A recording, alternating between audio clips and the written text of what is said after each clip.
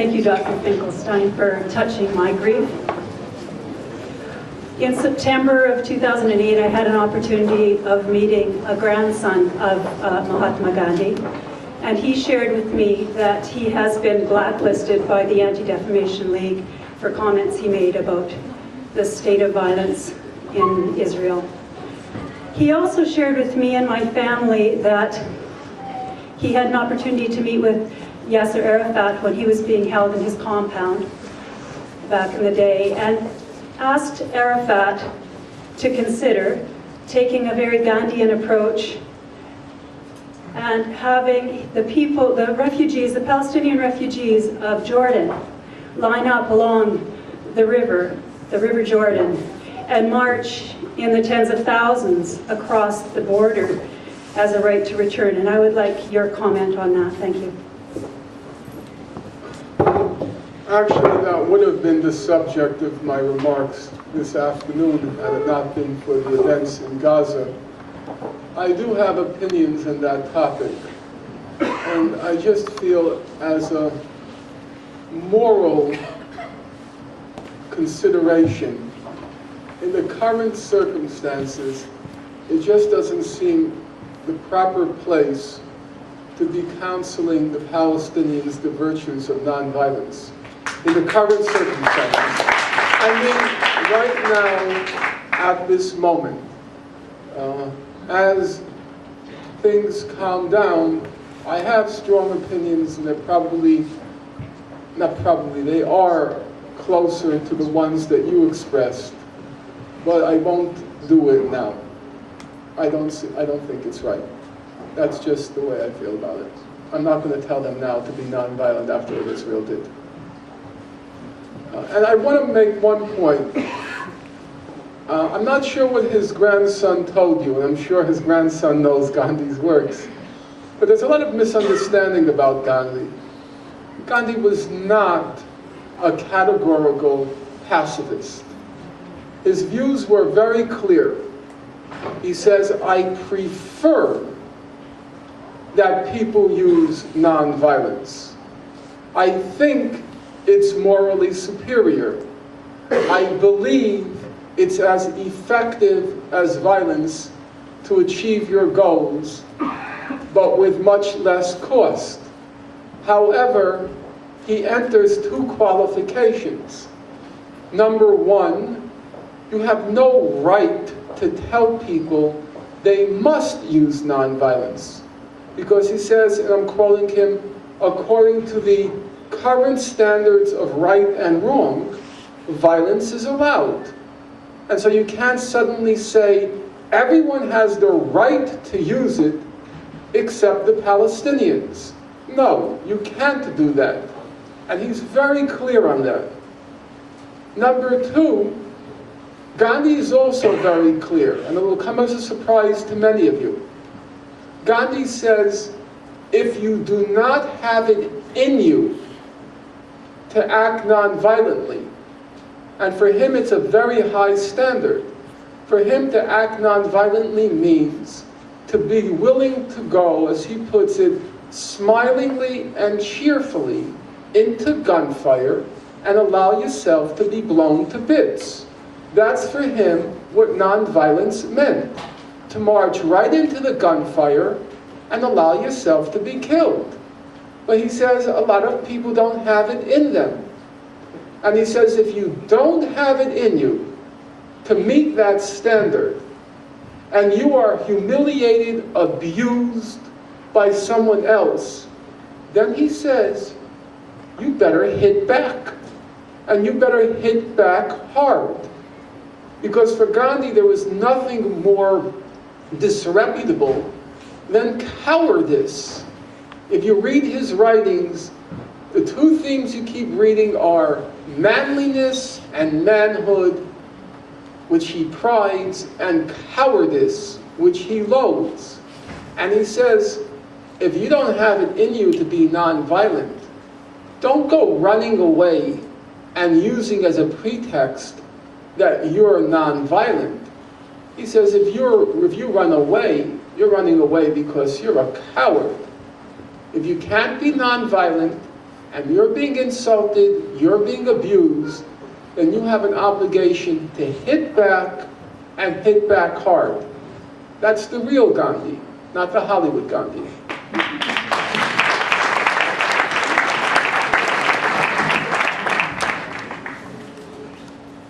My understanding is in the Israeli flag, there are two blue lines on top and under the star. My understanding is the first one on top represents the Euphrates, and the lower one represents the Nile. Now, my question is, how religious do you think the formation of Israel existed? Here's where I say we have to stick hard to the facts and to the truth. And we all have to educate ourselves and disabuse ourselves of mythology. I was in contact with some people who know the Secretary General of the Hezbollah, Mr. Nasrallah, and he gave a speech some months back where he made that same reference. It's just factually wrong. The two blue lines have nothing whatsoever to do with the Tigris and Euphrates. It's simply a myth. And just go to Google and, no, seriously, or excuse me, Wikipedia, and go to Israeli flag. And they'll explain you the origins of the two blue lines. And I respect Mr. Nasrallah because he makes a real commitment to telling the truth and to being factually accurate. And I sent to this person who knows him and who I'm friends with, I said, correct that error because you're looking foolish when you make claims like that. There's no basis whatsoever for it.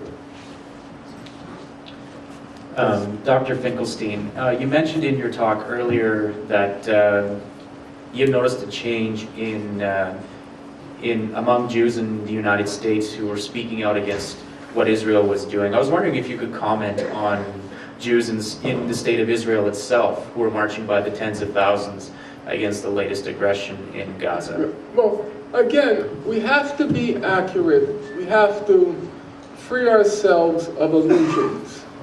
The record shows that the massacre in Gaza was very popular in Israel.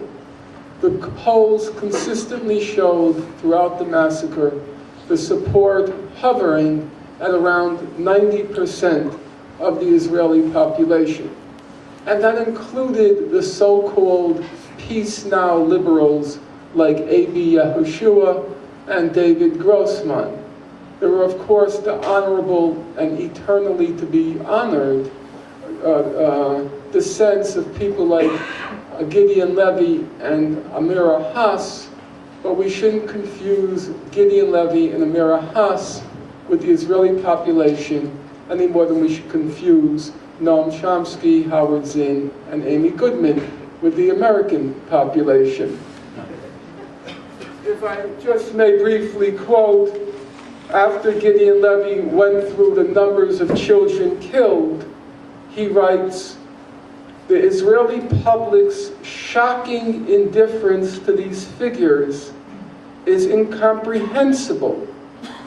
1,000 propagandists and apologists cannot excuse this criminal killing of the children.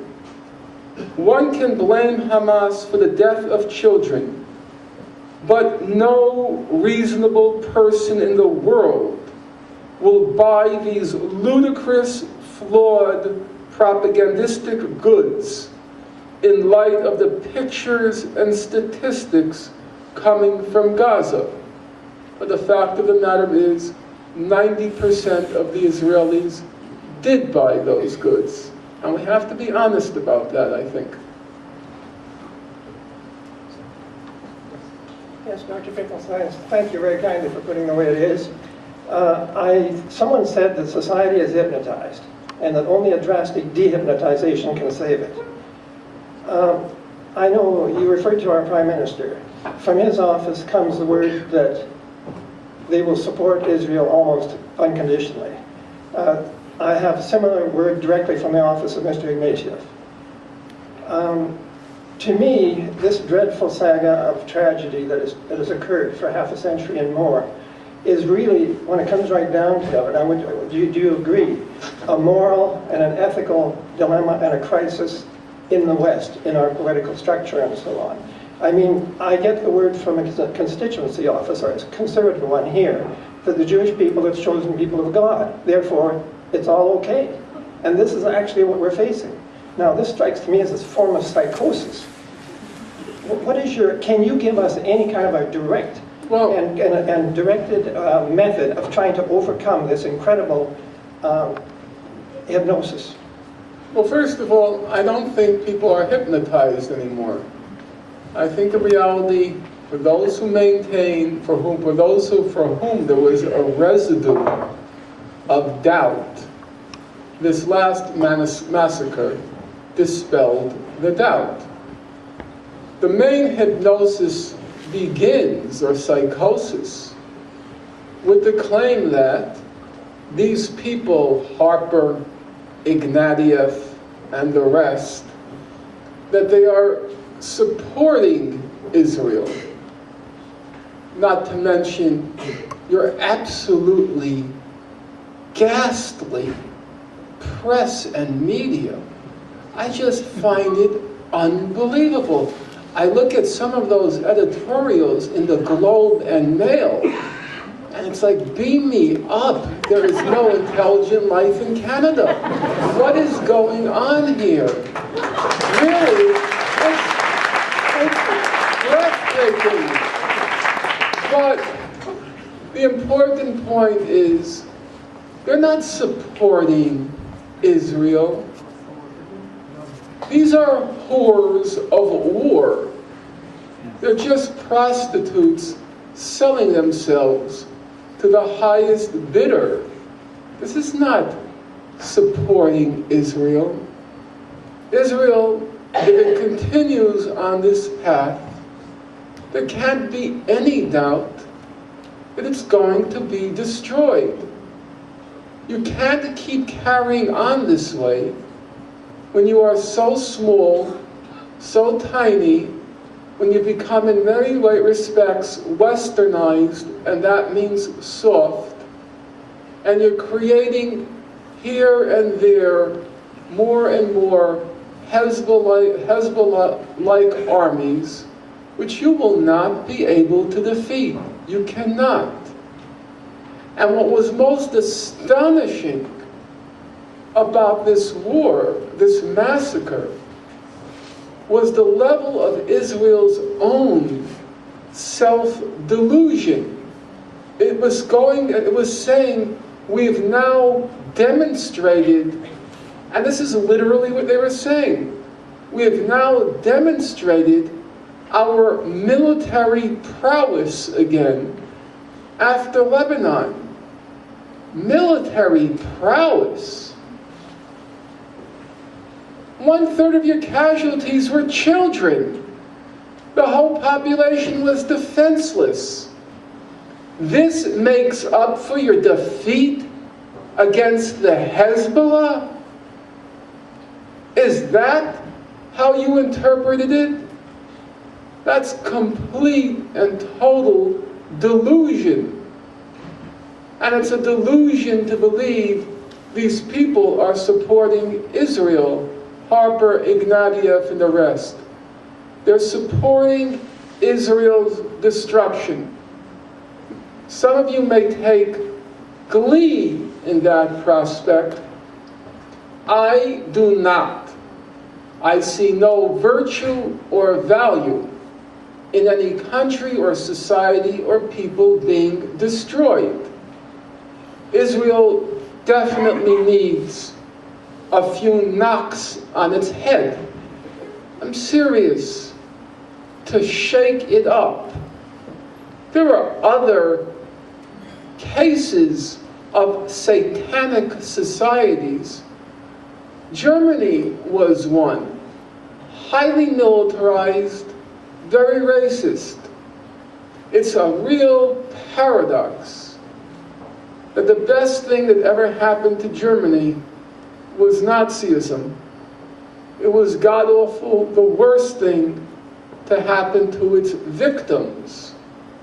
But to Germany, it was Nazism and the defeat of Nazism that finally knocked sense into that society. And post-war Germany, the Germany of today, the young people are by far and away the most morally serious, the most intelligent of all the European countries. Now, my parents suffered terribly at the hands of the Germans. And I'm sure they would have liked to see Germany disappear. Like some of you in this audience, and I can understand it because I understood my parents, would like to see Israel disappear. But I think the better outcome is for Germany to become what it did become, a sane, reasonably moral, decent society, rather than to see it destroyed.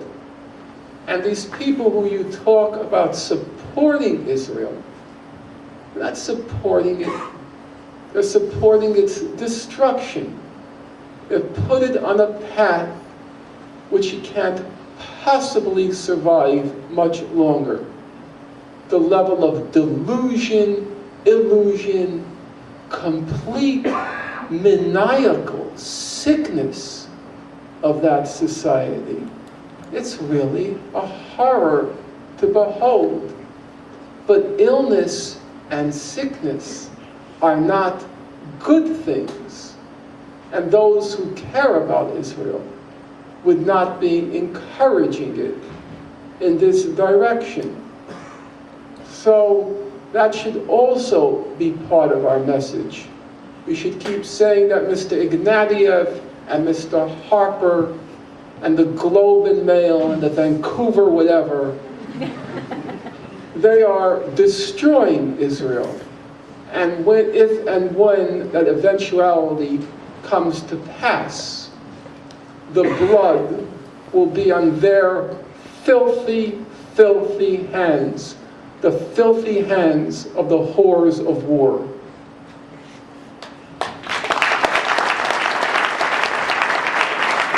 My question is this: you mentioned the deterrence capacity that Israel is continuously wanting to enhance. And you didn't give a historical basis for that justification for Israel's, at least not sufficiently in my mind, Israel's ability to continue on with that policy. What effect do you think that the Holocaust has had on Israel and on the world community? I ask this question in this respect. That does Israel think that it's in some ways, with respect to the world community and the way the world community thinks, has it achieved an element of indestructibility which allows it to carry on the way it is carrying on? And so it's not really dependent on, say, the United States of America as much as we might assume. Because I believe during the 1967 war... Sir, I don't want to stop you, but we're going through a lot of territory there. Okay, so limit it to one question which I can focus on. Okay. Yeah, I have a very clear question. My name is Francine Verhoeven, and I feel really lonely here today because I'm a descender of what you're talking about. You're right in one thing. We cannot fool all the people all of the time. So when you Google, if you Google Hamas and its constitution and what it says about the state of Israel, because that has been neglected all afternoon. Thank you. Okay. Let me just, okay, I want to just, give me one house.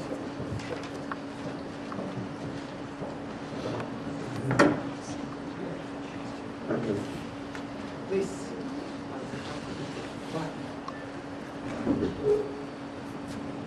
John Ashley McCain and Barack Hussein Obama, a while back during the election, there was a poll done by CNN to see who would be the favorite son of America who would support Israel, and the poll was in favor of John Ashley McCain. But my question has a lot to do with what you mentioned during your lecture, and it was about Israel carrying out any aggression with the blessing of the US. So beside Israel assuring his deterrence, can we say that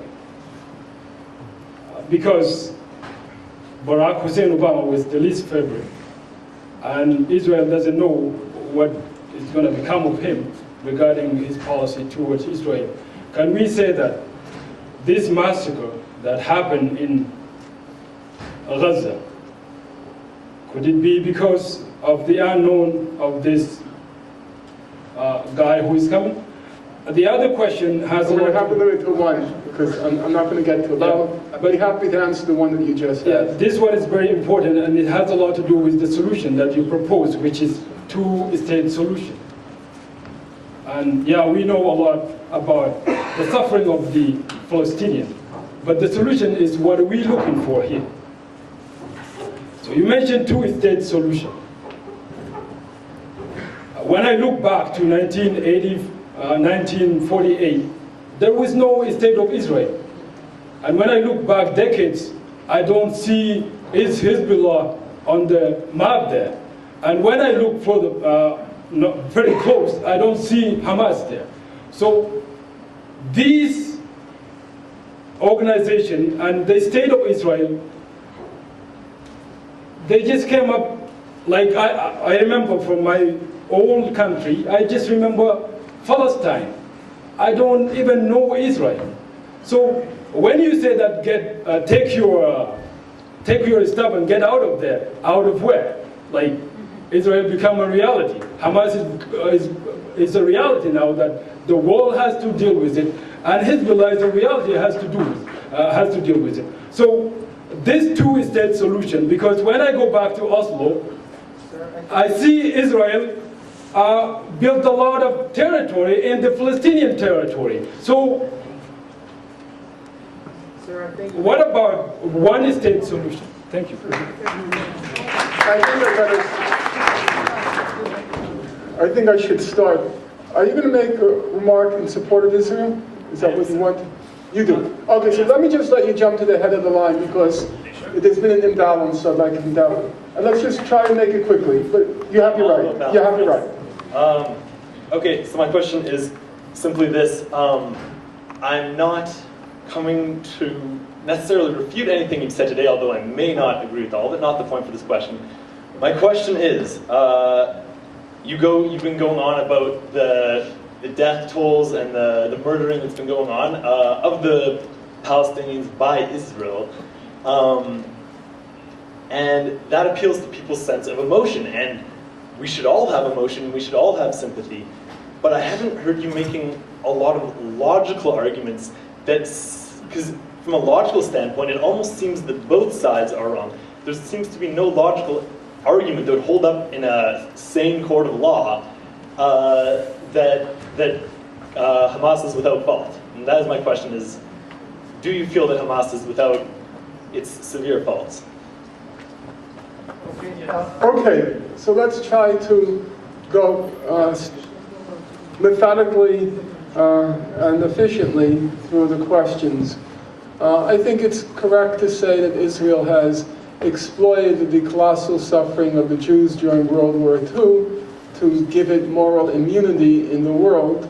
Actually, I wrote a book on that topic, and I think there's relatively little dispute any longer that Israel has garnered a lot of immunity and impunity by exploiting the Nazi Holocaust.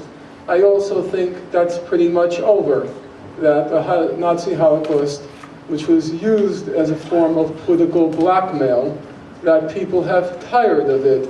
Once you start, as the Israel's so-called supporters did, once you start to accuse people like Jimmy Carter of being a Holocaust denier, then we had gone over the top and the show was over.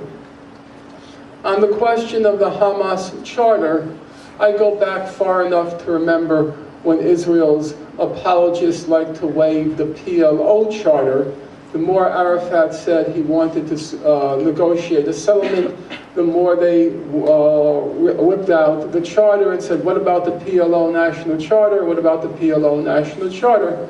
And now they're playing the same game with the Hamas Charter. There's a simple way to test Hamas.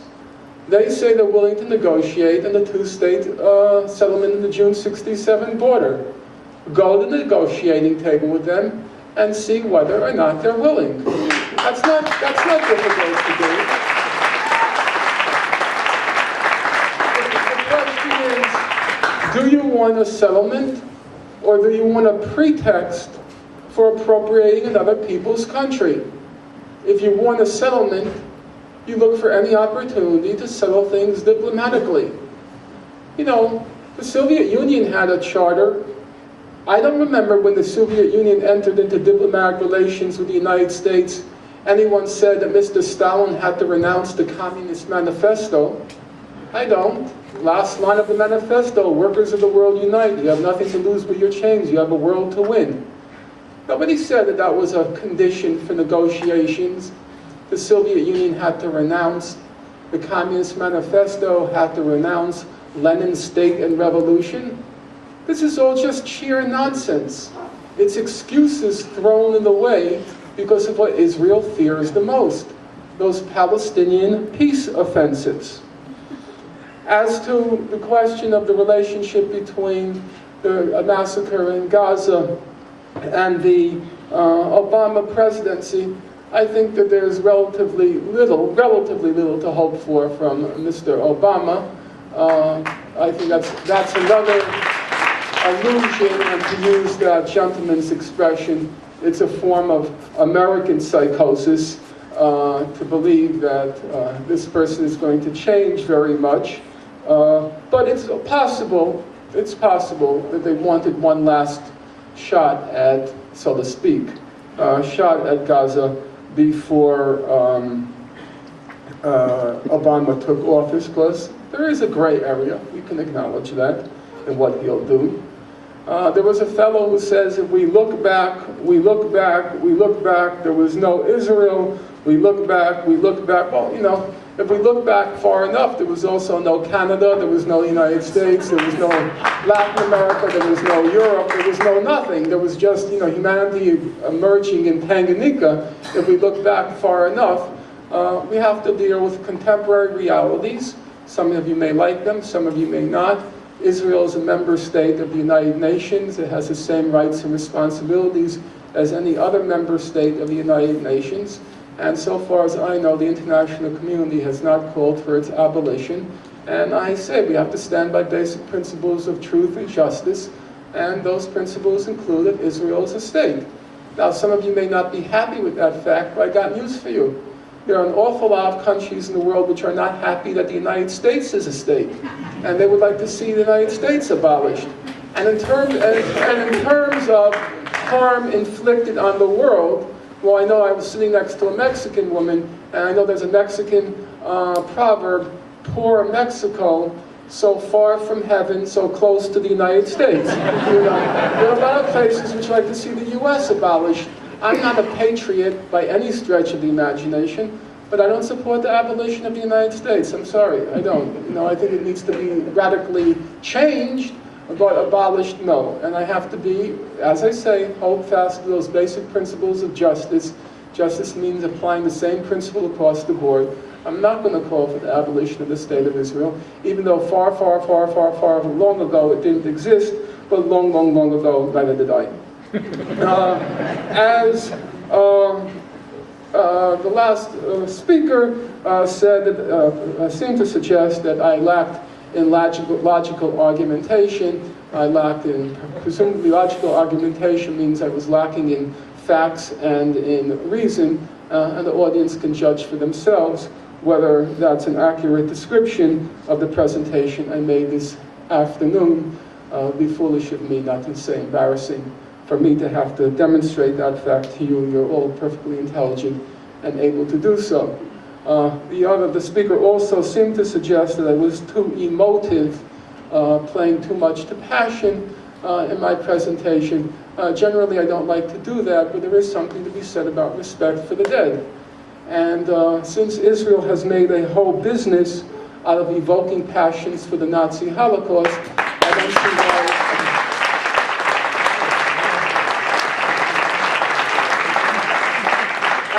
why we can't spend just a few minutes remembering the children who were incinerated in Gaza.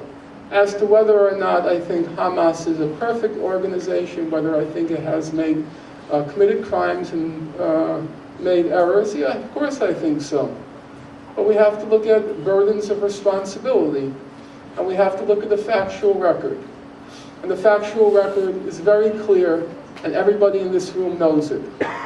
In January 2006, in what was regarded as the freest and fairest election ever held in the Arab world, not a very high standard, it's like the tallest building in Plains, Georgia, but the fairest and freest election ever held in the Arab world, the Palestinian people elected democratically Hamas into office. Immediately the reaction of the United States and Israel was to slap these brutal economic sanctions on Hamas, to turn the people against the population so that they would get rid of Hamas. That wasn't working too well. Then the United States, working together with Israel and the so-called Palestinian so-called authority, organized a putsch to overthrow Hamas. It didn't work, and in June 2007, Hamas expelled the putschists from Gaza. At that point, the economic blockade was escalated, reaching really brutal proportions. Literally hundreds of Palestinians were dying due to lack of medical care.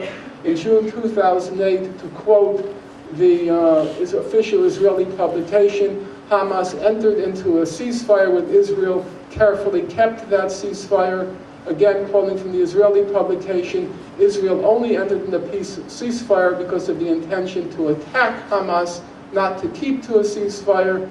In November 4th, according to all sources, it was Israel that broke the ceasefire. At that point, to quote the official Israeli publication, it was Hamas which retaliated, that's what the official Israeli publication says, for Israel's killing of the 6 Palestinian militants. And the rest we all know. And if that's the basic picture as I understand it. If I've gotten any of the details wrong, I'd be happy to be corrected, but so far nobody has corrected me. So I'll assume, at least for our purposes, I got the basic picture right. And given that basic picture, it's hard for me to understand how you can claim that the burden of responsibility falls on Hamas for the massacre that unfolded in Gaza. Thank you.